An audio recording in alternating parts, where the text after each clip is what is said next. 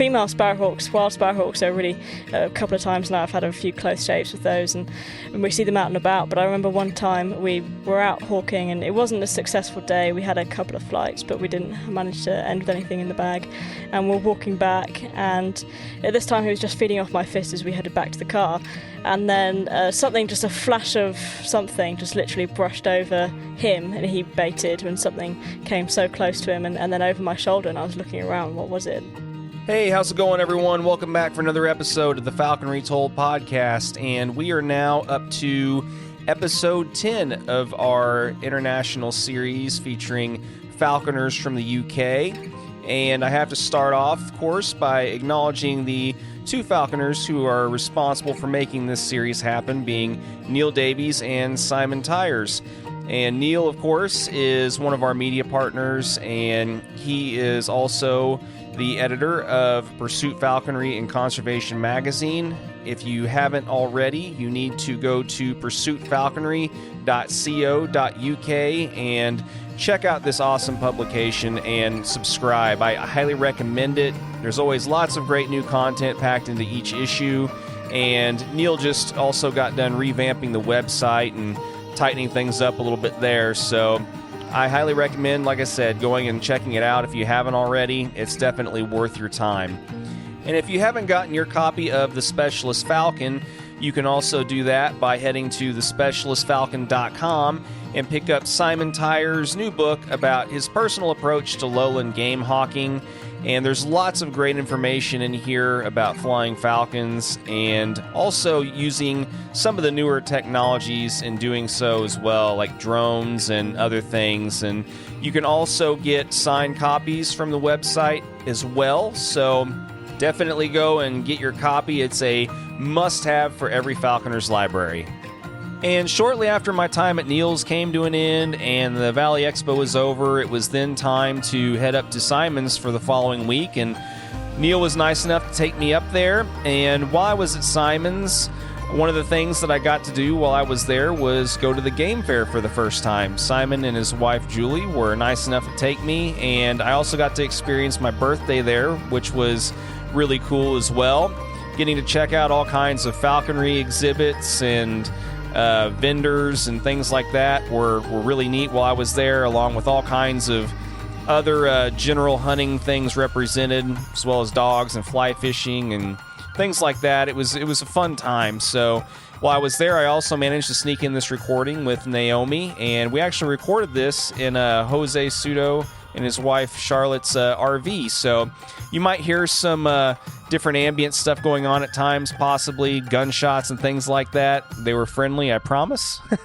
But at any rate, it was provided a kind of a good atmosphere and ambiance for the conversation. So I'm going to go ahead and turn things over to this conversation that I had with Naomi, and I hope you enjoy it. So here we go.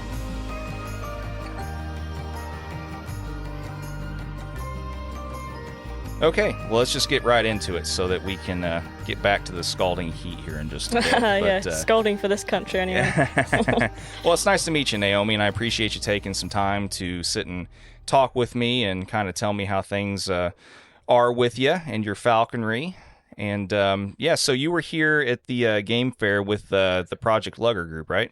Yeah, right. Yeah, so thank you very much for having me, and it's a real honour to be here.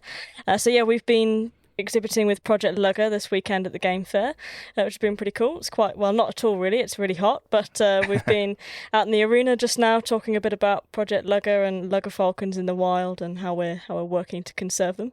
Sweet. Yeah, you just got done with your 20-minute, roughly 20-minute presentation, right? Yeah, so we've been teaming up with some guys, Faith Scott and her team, who are flying a few birds here this weekend, and they kindly flew their Lugger falcon whilst I was out there talking a little bit about the species. Obviously, it's great for people. We get a lot of visiting public coming to these events as well, so it's a little bit of an opportunity for falconry to show the public what we do and why we do it, and the groups that are involved with what we do. So it was a nice opportunity for the public to see a Lugger falcon and see one flying and hopefully learn a little bit about more of the conservation work that is actually going on at the moment. Cool. Yeah, no, it's anytime you can get any kind of outreach with a lot of the public, especially in a big fair like this, is always kind of cool. The more we can teach people about birds of prey and what they do for the environment, and how important they really are, and incorporate that with what we do, and the fact that falconers are so vital to a lot of different types of conservation efforts. I mean, I think it's always worth doing.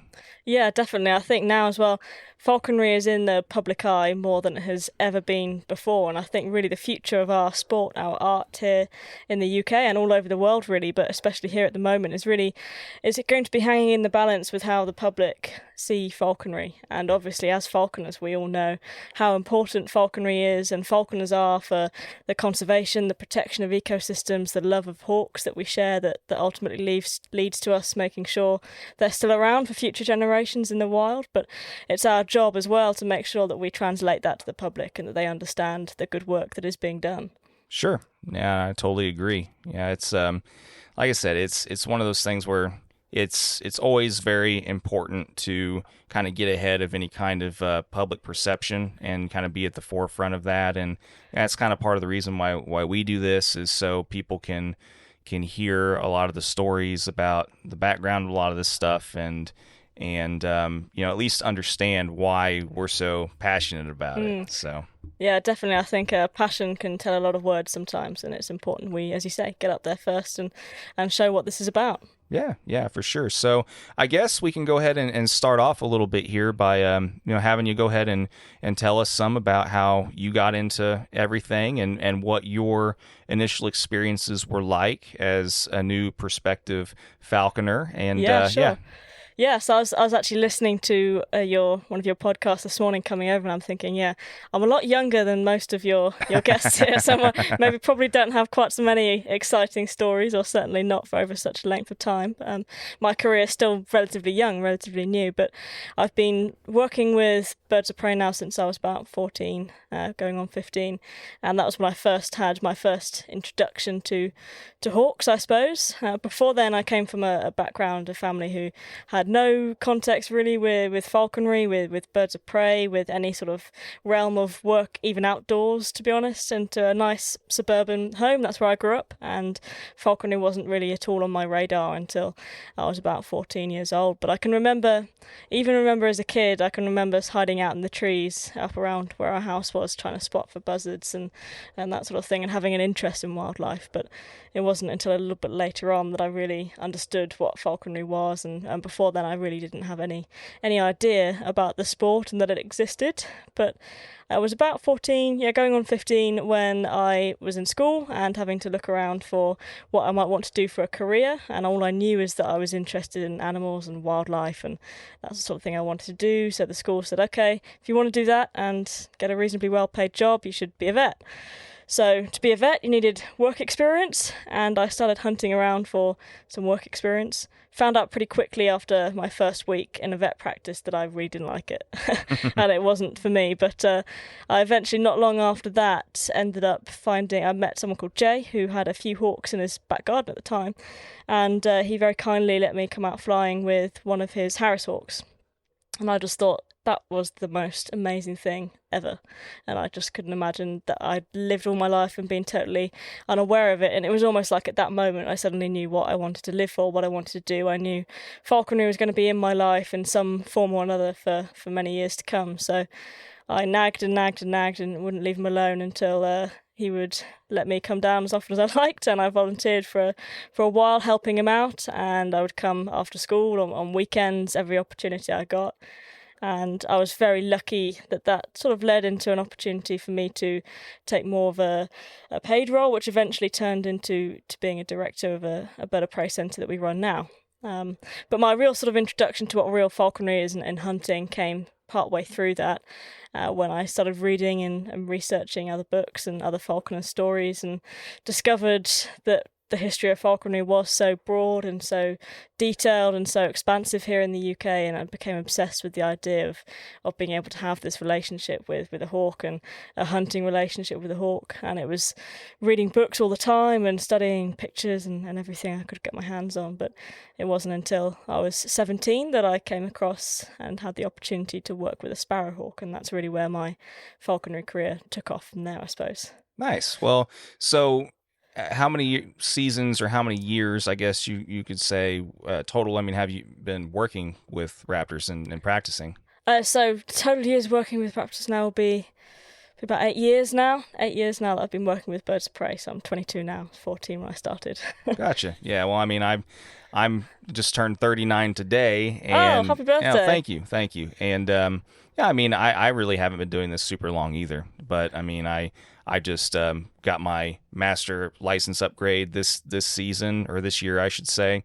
And I mean, I've only been really practicing for about, flying for about 7-8 years or so now myself. Yeah. So I mean, I still feel like there's just loads for me to learn and absolutely, and I think stuff too. There is for all of us, and I also think I can learn. I've been so privileged to learn a huge amount from some very experienced falconers here, but again, I can also learn a huge amount from falconers who are just starting out as well. And I think having a connection to both is very important, regardless of how long you've been practicing.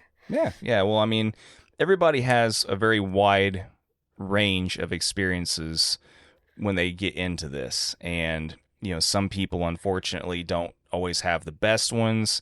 Some people have great ones. Some people are lucky enough to find mentors or people that are willing to help them kind of right off the bat. I mean, being that we don't have quite as many people on, it seems like, in your position, especially from over here. I mean, just from your perspective over here, I mean, how has your introduction into everything been? What's your experience been like?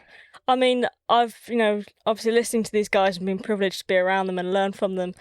And you think back to when a lot of these guys were starting out in the 60s and the 70s, and there was no information really on falconry, and they had to go to great lengths, and the passion really had to be strong, and the dedication had to be strong to find any information.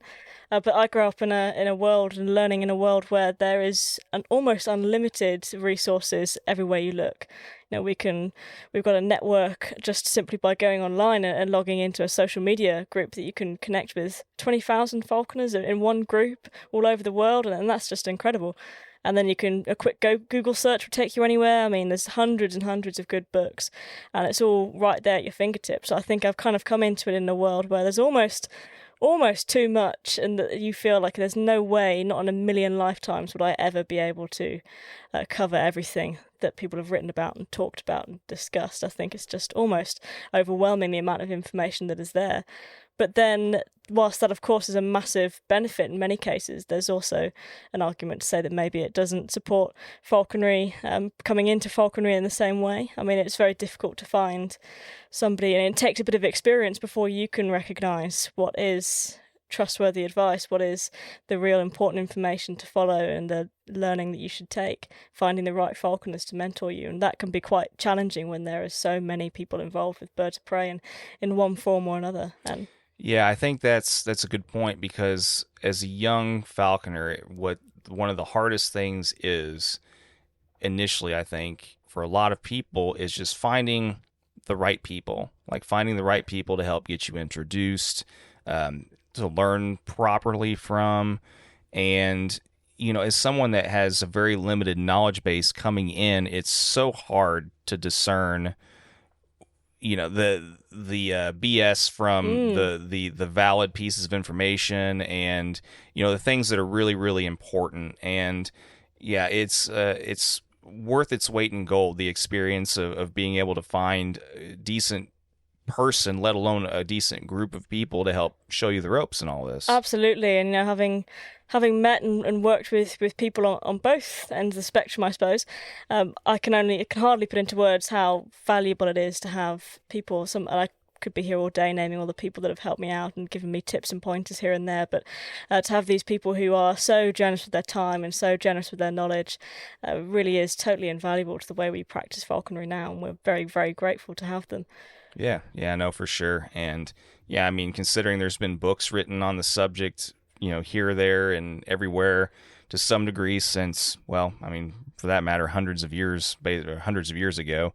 Yeah, I mean, it's both a blessing and a curse, the advent of the accessibility of all these different sources with the internet. And yeah, I mean, I can just, like I said, having gone through it not so long ago myself, I totally get it. And it's just finding the right way and the wrong way to go about getting into all of it. It's just so hard. Yeah, definitely. And as you say, it's a blessing and a curse, but I try not to complain too much, because I think it is amazing. It is amazing with the power of technology, and we should be so grateful to all these fantastic falconers before us who've put their life's work on paper for us to learn from and to read. And I for one certainly have made plenty of mistakes, but I've certainly saved myself from a few of reading the works of these guys and the legends that they are and the writing they've left behind. Oh, for sure. Yeah, and we've talked about that with some of the episodes that I've recorded here over this past week already. That, yeah, I mean, everybody is gonna make mistakes, and you just have to learn to live with them and learn from them, and then most importantly, not repeat them if you can. And but I mean, there's so many that are going to be made if you don't have somebody really showing you and really, just telling you where you're screwing up. And I mean, I think that the biggest hurdle that a lot of, like I said, the younger people can jump or try and figure out how to jump is just like I said, just finding that right person or right people. And so I mean, who were you fortunate enough to learn primarily from here?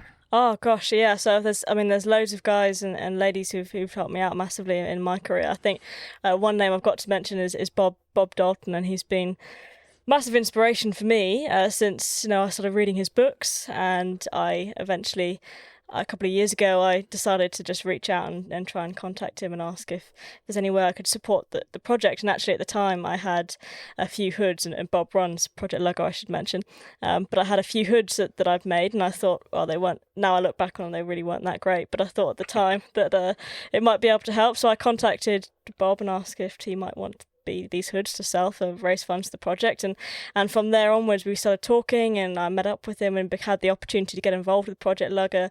And since then he's given me a huge amount of advice and pointers and huge amounts of opportunity as well, not only to learn more but to meet other falconers as well. So he's been a massive influence in my career so far. And I've also, lucky enough to, last year I really got in touch with Simon Tyers, who was such a gentleman and an amazing falconer, and he was so generous with his time, his knowledge, and I definitely bugged him with some really annoying questions like all day last year when I had the privilege to join him hawking, which was just fantastic to see his falcons doing what they do best and learning from him. So I mean, there are countless. I mean, Steve Halsall as well, he's been a massive inspiration and a great use of support as well in hood making and also in other things as well. So yeah, there are too many names to name, and my British Falconers Club local region as well, they've been incredibly helpful, all of those guys, with me and my falconry so far. So yeah, we could be here all night if I carry on much longer. No, it's all good. Yeah, I mean, it's always good. I mean, I think having that one primary source or that one primary resource is always important, so that you have consistency.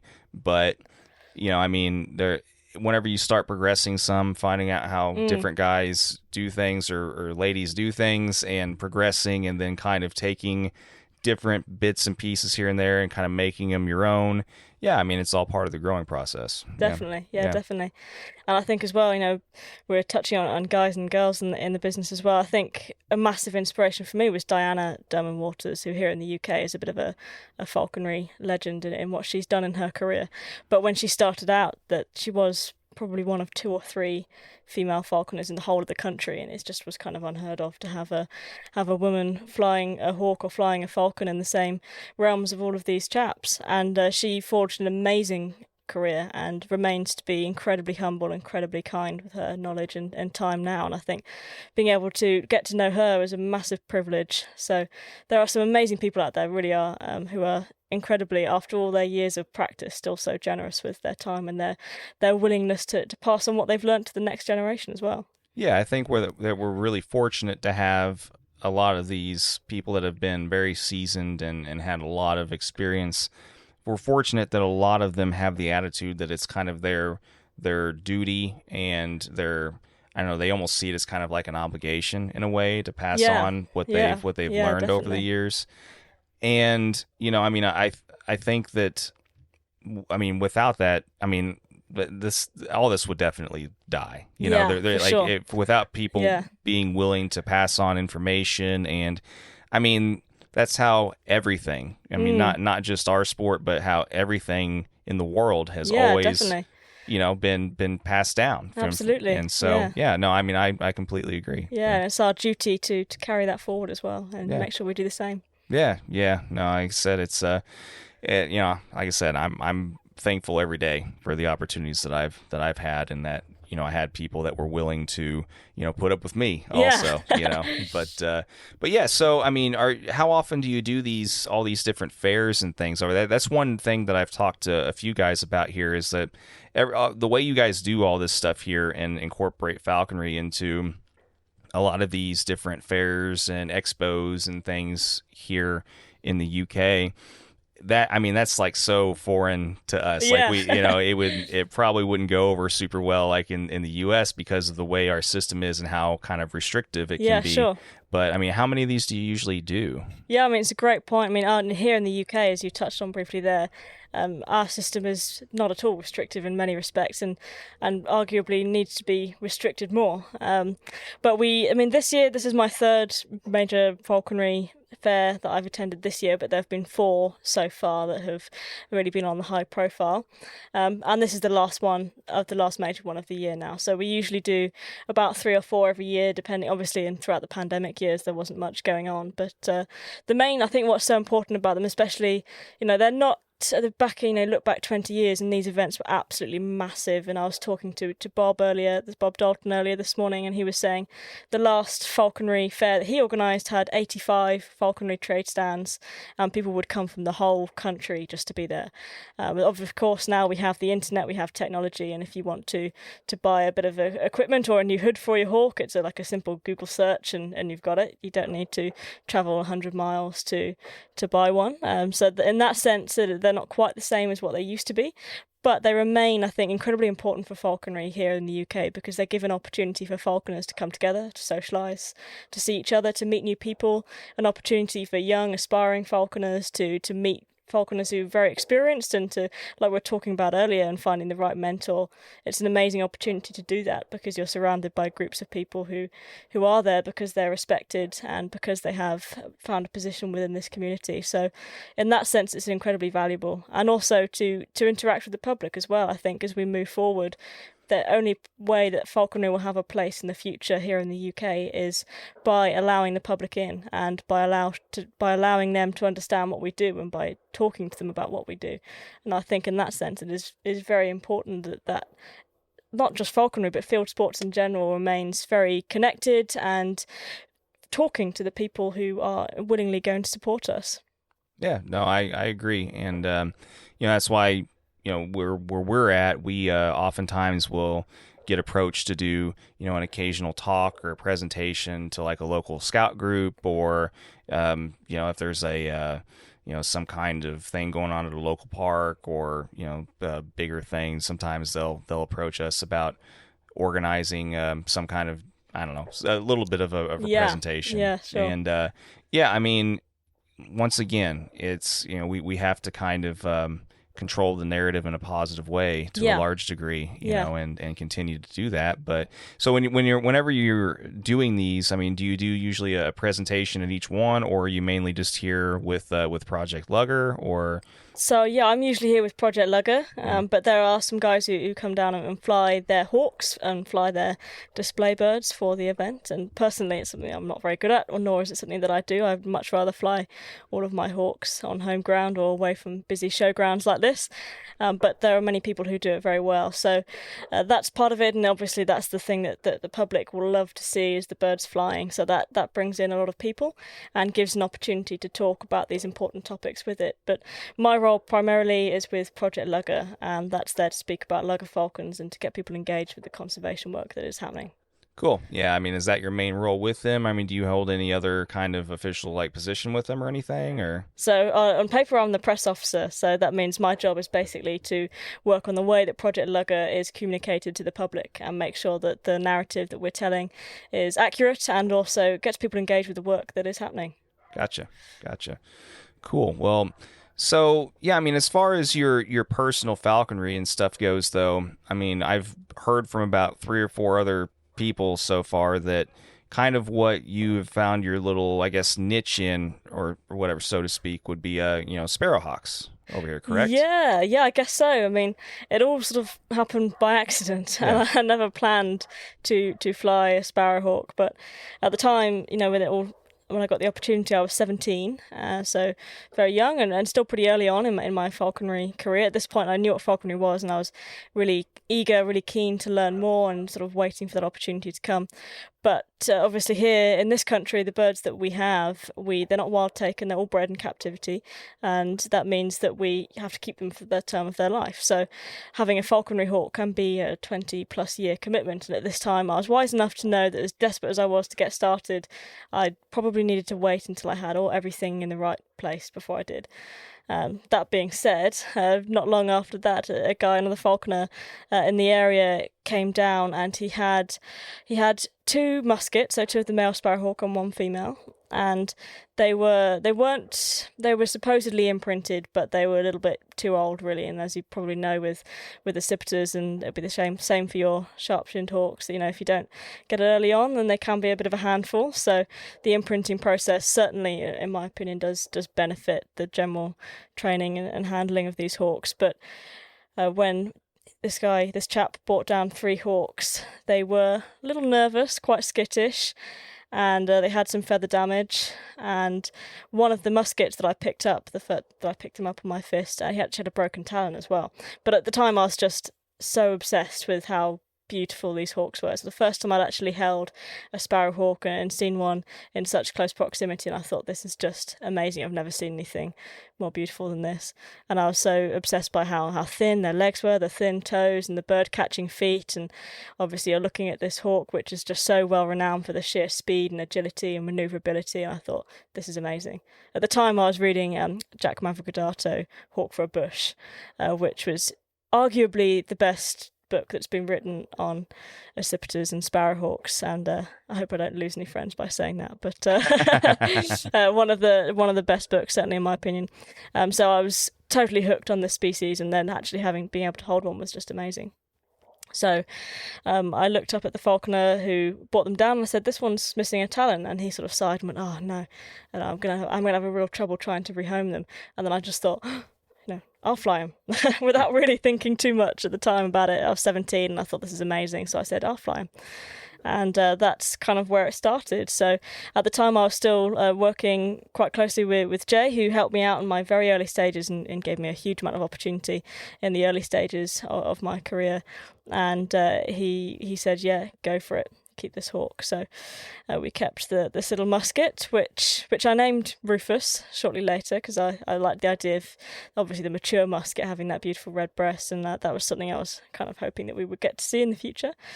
And I can remember, the next day after having this hawk, I wasn't driving at this stage, so I cycled like 3-4 miles early in the morning, and I think it just as it was getting light, so I could sit there and start manning this hawk first thing in the morning. And I carried it everywhere, and I just did absolutely everything I could to try and make it as tame as possible.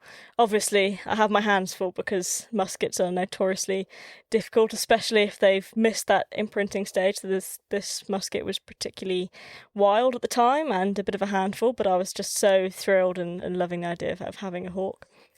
But looking back on it now, going back with the knowledge I have today, back then I didn't have the experience, the knowledge, and everything I have now to make a successful first season. And it was, we got through the first season, we caught a couple of things, but it was nothing spectacular by any stretch of the imagination. And of course, in this first season, he had a really damaged train.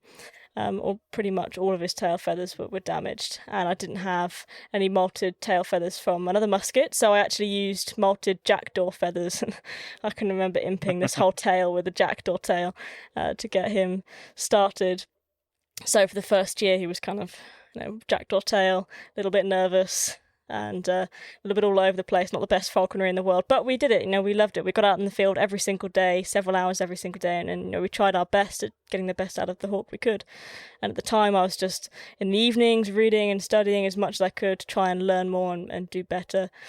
And then over his first molting period, I kind of thought, right, we need to up our game a little bit here and have a bit of a better season going forward. So I worked really hard to try and acquire some better land, and spoke to, I think I must have sent something like 35, 45 letters out to landowners and just trying to get in touch with someone. I think probably 3 or 4 got back, and I was very fortunate to find a really brilliant farm which was perfect for what we needed. So from then on, the next season was much better, and the following season better still, and now we've had 4 seasons together now. So yeah, so far so good. And we're working on primarily blackbird being our quarry of choice, which is licensed here in the UK. We have to have a license for it. So really in the last 2 seasons or so, that's been the focus, and that's been what the flights we've been looking for, which has, you don't catch many with a musket, and that's never the goal, is to catch a lot, but just to see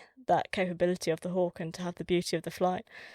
Yeah, no, that's awesome. Like I said, we were talking a little bit ago that, I mean, a very close similar, species that we have, of course, is a sharp-shinned hawk, and we usually always have guys that'll take some as ISs each year, and it's so hard with the all the dangers that we have where we hunt, especially too, to keep one. Unfortunately, keep one going. Yeah, and it seems like something tragic always happens with them.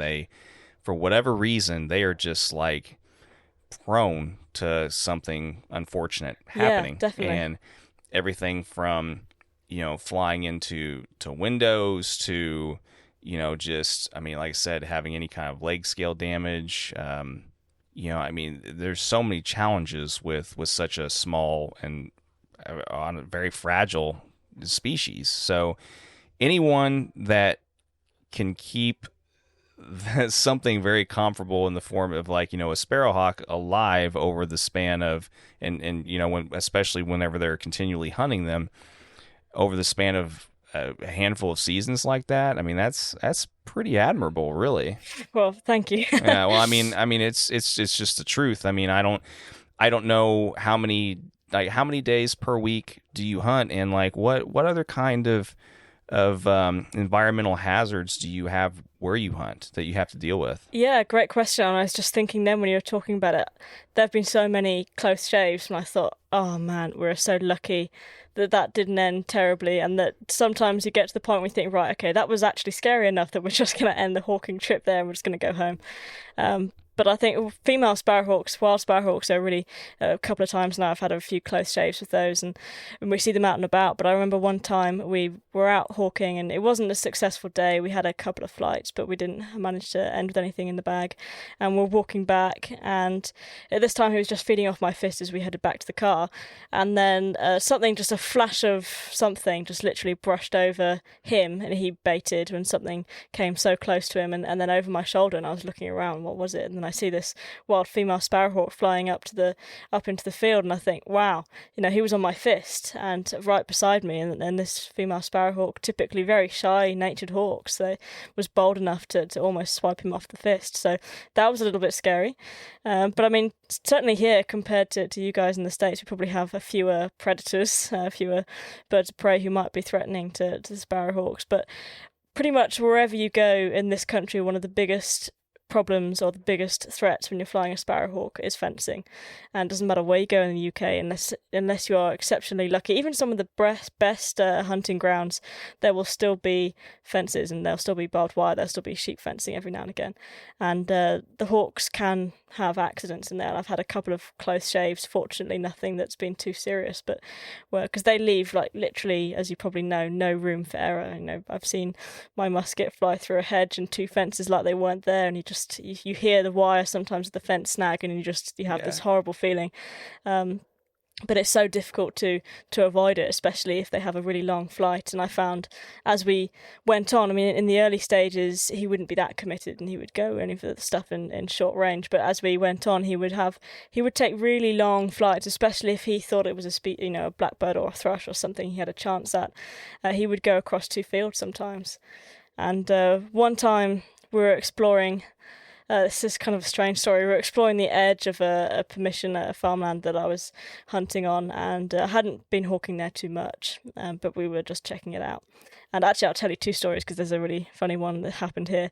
We were walking through all this fern, all this bracken, and it was kind of up to my knees. I was just walking through it, and then this rabbit started moving through the bracken a few feet in front of us. And he, at the time, when you're hawking sparrowhawks, everything happens so quickly. And at this stage, I was thinking, trust the hawk, because so many times you hold the hawk back and you see the most perfect flight just go past. So I'm thinking, trust the hawk, and I let him fly. And then I quickly realised it was a rabbit, but he flew at this rabbit for several yards before the rabbit kind of comes out of the bracken and he sees what he's dealing with and thought, actually, maybe not. But it was pretty crazy that he even thought about it. But the same patch, I think it could have even been the same day or certainly around the same time. We're walking a little further and he took a flight on a blackbird and chased it across, way down this field, and it's super fast. And that's what I love about hawking these birds is the speed and the maneuverability. It's gone, and it feels like when you're watching it almost feels like it's for quite a long time, but it's probably like 2 seconds and they're gone out of the field at high speed, and I can just hear the sound of his bell disappearing off into the distance, and he soon was out of sight. So then I just heard this thud and I thought, what was that? That didn't sound good. So I quickly run up to him and run after, and I can see the blackbird making up to cover in trees further down, and I know that there's obviously no hawk in pursuit, so I'm thinking, what's gone on? And he'd gone all the way down to the bottom of the next field, and little did I know there was this really quiet little cycle path going down. And that's one thing we have a lot of here, certainly in the southwest of England where I'm hawking, is there are a lot of footpaths, and it's difficult to find a good farm or good site, good area of land where there are no footpaths and no bridleways or anything. But there was this little cycle path going down, and there was a bit of breeze block concrete by the side, and he'd just gone into a hedge and smacked into this breeze block concrete and was just sitting by the side of the stone. So that was obviously really scary. I saw him and I thought, is he going to be alive? Is he going to be alive? Fortunately, he was okay and had to go back and take it steady, bring his condition up slowly, and a bit of organ meat and fluid, and he was absolutely fine. And we were out hawking 2 days later, but that was a pretty close shave. Yeah. It's amazing. Accipiters in general just have this tunnel vision about them, and once they see something they want to go after, everything else there's no other consideration. And it's like they I mean, it's amazing how just laser focused they can be. And I mean, it seems like it's even worse the smaller they get too.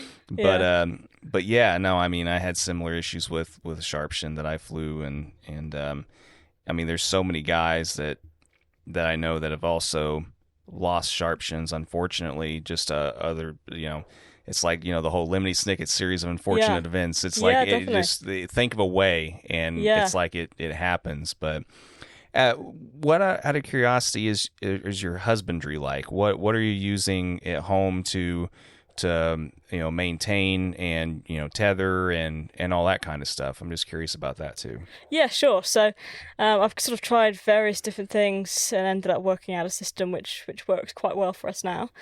So during the hunting season when he's flying, I use like a normal loop perch, and I think the key thing for it's often we get a lot of people very scared about keeping sparrowhawks in the winter, and what happens when it gets really cold, when it gets below freezing. And generally speaking, and it's quite blasé advice to give, and I don't want to get it misinterpreted, but generally in the winter you're okay. If it gets really crazy temperatures, like we very rarely see anything below -2 or 3, but the key thing you have to make sure is that you're away from that prevailing wind, you're away from extreme weather, and they're off the ground. So I'm very lucky, we have like a nice covered barn area, so he can be in a hawk house there where he's comfortably off the ground, comfortably away from wind, rain, any extreme weather. Of course, if you don't have that luxury in the winter, temperature, then you do have to bring them inside pretty much all the time. Quick reminder to people too, not to cut you off, but yeah, whenever you say -1 to 2, just got to remind people that it's Celsius, not Fahrenheit. Keep going. Sorry. Yeah, don't let me sidetrack you, but yeah, of course. Yeah, it's very different out there. Yeah. But yeah, so it's never really gets that cold where we are. But of course, you do have to watch it. And I always, every single day, I record daytime temperature and nighttime temperature with my diary for hawking, and make sure that that's recorded, and make sure that we're on top of the temperature and how that might affect them. And then throughout his off season, so when he's molting and when he's not flying, he'll be free lofted. And I made a mistake actually after my first season. One of the big mistakes I made was thinking, okay, I'm going to give him a nice big aviary, then he can just chill out in here. So put him in a big aviary. Totally silly mistake. And I didn't think it was too big, but I learnt pretty quickly that was the bad thing to do. And then the next day he was back out of there, fortunately with a small bruise in his cere, but that did heal up pretty fast. But much more comfortable in a small sized aviary over the summer.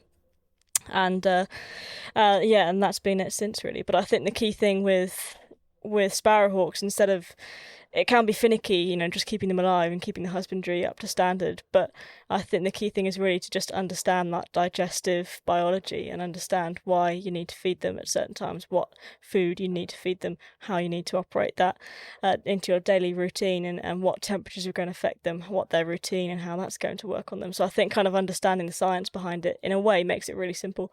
Wow, that's really interesting, because most of the guys in the U.S., if you have a micro of any kind, whether it be a kestrel, Sharpie, whatever, pretty much kept indoors, predominantly all the time, so that's kind of how we have to do it a lot. And so to find out that you're actually keeping yours, not only that, but free lofted and things. That's really interesting. Yeah, and I think, to be honest, it really has to be taken case by case. This works for me. It works in our setup. It works with the climate we have here. You've got to look at what you have, and they can be really, you've got to remember that when you're flying a hawk like this, they are flying on the edge. So if you have got a climate or a setup or whatever you might have, whether that be where you keep your hawk, whether it's inside or outside, if you've got some weather or just the way that you've designed your hawk house, your aviaries, whatever it is you're housing them in, that is going to affect them. And you are working on a knife edge here. You haven't got room to play with, so you need to be pretty switched on about it. But it works for me, and the key thing is reading and understanding the hawk, and when you understand the hawk, you can modify the environment to suit. Yeah, no, I think, very good point. And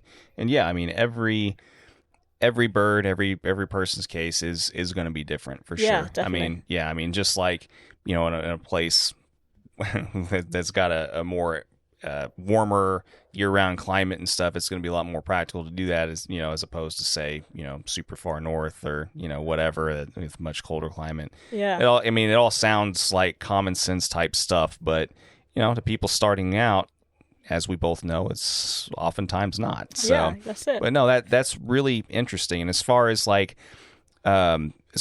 the equipment and stuff, you still use grommets in your anklets. Do you use braided or leather jesses or? Yeah, so I've tried a bit of everything, but I use a traditional Almiri anklet, something quite wide. Obviously, scale damage is a threat with these hawks. You have to make sure that you're covering plenty of the tarsus. And normal eyelets, brass eyelets that you would use, just as smaller size as you can find. Mm-hmm. And then nowadays, all of my hawks I use braided equipment with. I don't think I'd ever go back to leather. The braided is just so much stronger and so much safer to use. So yeah, and then a smaller swivel you can find. Yeah. So yeah, that's what I use for him. Well, cool. Yeah, no, like I said, it's got to be, just interesting having, I don't know, that kind of setup. Like I said, it's something that we don't really, especially for micros, use very often, in the States. Pretty much, like my kestrel, for example, stays indoors with me on a shelf perch. Two completely different species, two completely different, circumstances and whatever. But there's other guys that I know that have more of a I don't know, either like a bow perch type setup or stuff where they have kept Sharpies and stuff in the house also. But I know some guys that I know have kept theirs in a heated, garage type of thing or whatever. But but yeah, no, I mean, I can see it being a lot more practical, where we are, especially in the off season, where you're keeping them fat and stuff, and they're not on that knife edge all the time. But no, I mean, I appreciate you sharing that, and I also appreciate your transparency and admitting to the mistake and learning from it and stuff too, because I mean, there's oftentimes, I think, a lot of guys and a lot of girls that get into this sport that maybe aren't quite as forthcoming about some of that, and yes, I mean, we've all been there where we've made a mistake and we think, I hope nobody finds out about this. But as I've gone through my own career, I think the best falconers I know and the greatest falconers I know are very humble about the mistakes they've made, and I think it's the only way we can learn and we can help others learn. But we all make them. We are human. But I think as long as you move forward from it, you recognise where you can do better. I think it's a really important part of how we communicate. Well, yeah, and as we all know, we don't have to learn always from our own mistakes. We can learn from other mistakes, other people's mistakes too. Absolutely, so, yeah. Well, and so I've also come to understand that you're going to be kind of doing more of the fair and expo event type scouting and stuff for NAFA too, right?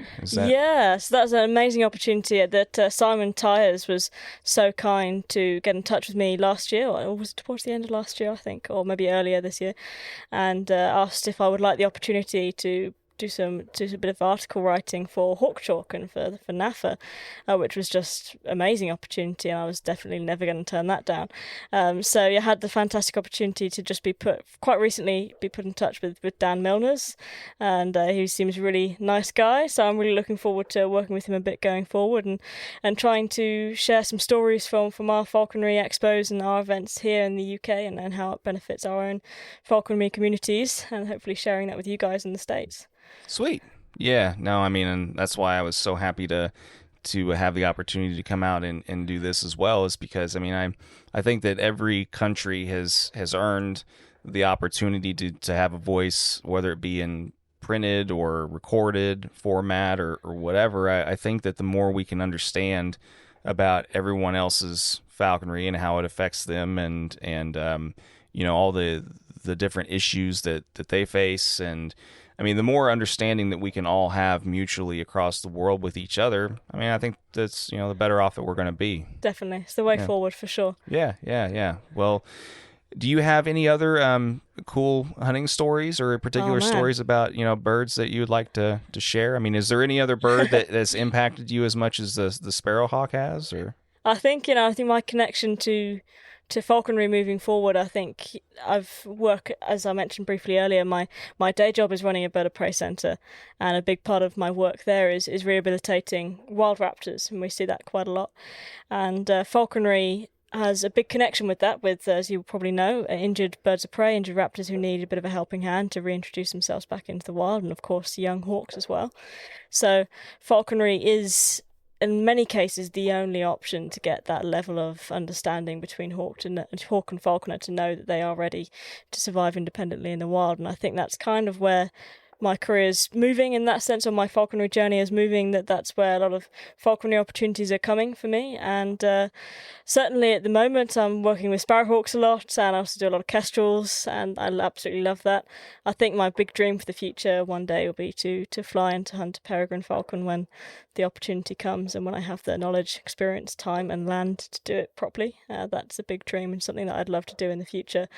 But I think at the moment, sparrowhawks are definitely one of my absolute favourite species to fly and hunt, with the opportunities that I have and the facilities and resources I have at the moment. So I'm loving that. And hopefully as we're right in the middle now of the busy season for rehabilitation. So we see a lot of young hawks coming through who are struggling and who maybe haven't got the best start they needed.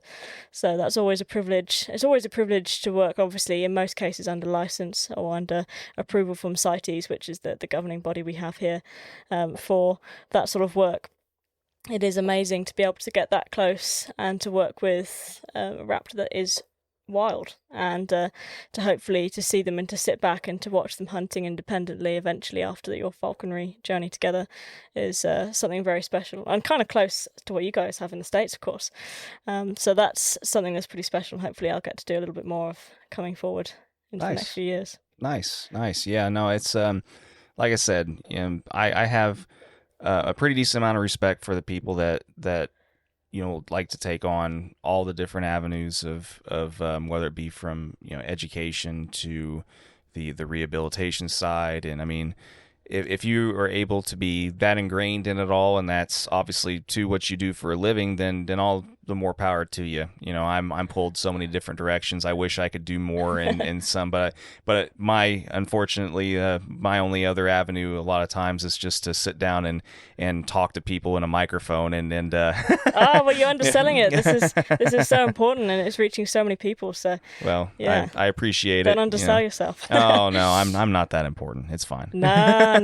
One day we'll be the other side, someone on the other side of the microphone for you, perhaps. Well, we shall see. We shall see. But no, I think it's a good time to go ahead and I think it's a good time to go ahead and kind of end on a final note of just what I've been asking people a lot recently is do they have any pearls of wisdom or bits of knowledge or advice that they'd like to pass on to other generations coming in or people that are thinking about getting into the sport? And if they have any little nuggets, little pearls of wisdom if they'd like to pass on. Yeah, that's a great question. I think my career is so short that hopefully the best pearl of wisdom I will find in the years to come, and certainly haven't got as many years of experience to reflect on, but I think maybe the best thing I could say is that your attitude will really determine your altitude in this sport, and quite literally sometimes, but really the effort that you put in and the commitment that you put into learning and just continuing to develop yourself as a falconer will see you go far.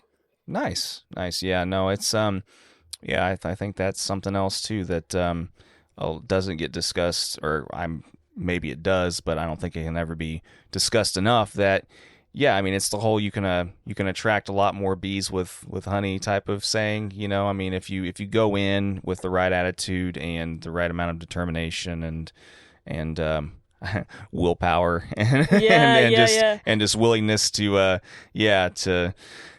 be determined enough to see things through. I think a lot of people recognize that, and it resonates with them, and you're a lot more likely to get a lot more opportunities that way than if you come in with, the wrong attitude. Definitely. Yeah. Well, no, is there anything else that you want to, share, or, I know we had Bob on previously here. Is there anything else that you would like to share about the Project Lugger, or anything else that you're involved in, or? Oh man, I think Bob's probably nicked all the best stories for Project Lugger before I came here. But the work that he's put in over the last 5 years has been amazing, and it's incredible to see someone's falconry career. There's so many great falconers in the UK who've had really long careers, and it's incredible to see Bob put that experience into something that is really going to last generations, and for Lugger falcons and for falconers alike, and the work that's been done. When we think about a small group of people, Bob and a small group of people here in the UK that is actually working as we speak right now, bricks are literally being laid on the ground in Pakistan to make change and build this research centre for wild Lugger falcons. So there is amazing work going on way beyond what we're seeing right before our eyes, which is quite incredible, really.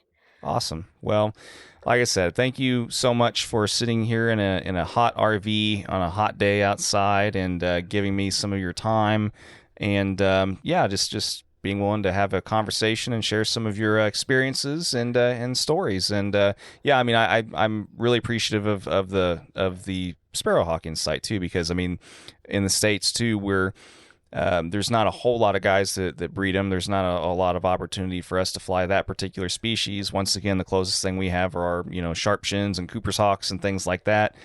But it's something that, that unfortunately they can be a little pricey, for us. So it's the one thing that always kind of makes me a little scared to look into one anymore is just knowing that it can be pretty pricey for the potential for Cooper's hawk food or something. You know what I mean? Yeah, for sure. Yeah, it's definitely very different here. Yeah. But someone actually on Instagram messaged me, and they were like from the States. They're like, "Oh, it's amazing that you fly a sparrowhawk." And I say, "It's not that amazing. There are lots of brilliant sparrowhawk falconers here in the UK, and to be honest, I have whilst." it's been a lot of hard work, there's also a big element of luck to be able to keep a sparrowhawk flying well over several seasons, because as we mentioned earlier, literally anything can happen when you're out in the field, and that's the risk you decide to take every single day when you go hawking. So anything can happen. Don't sell yourself short either. It takes a lot of skill as well. But once again, I appreciate your time, and let's talk again soon. Amazing, I'd love to. Thank you very much for having me. All right, thank you. Cheers.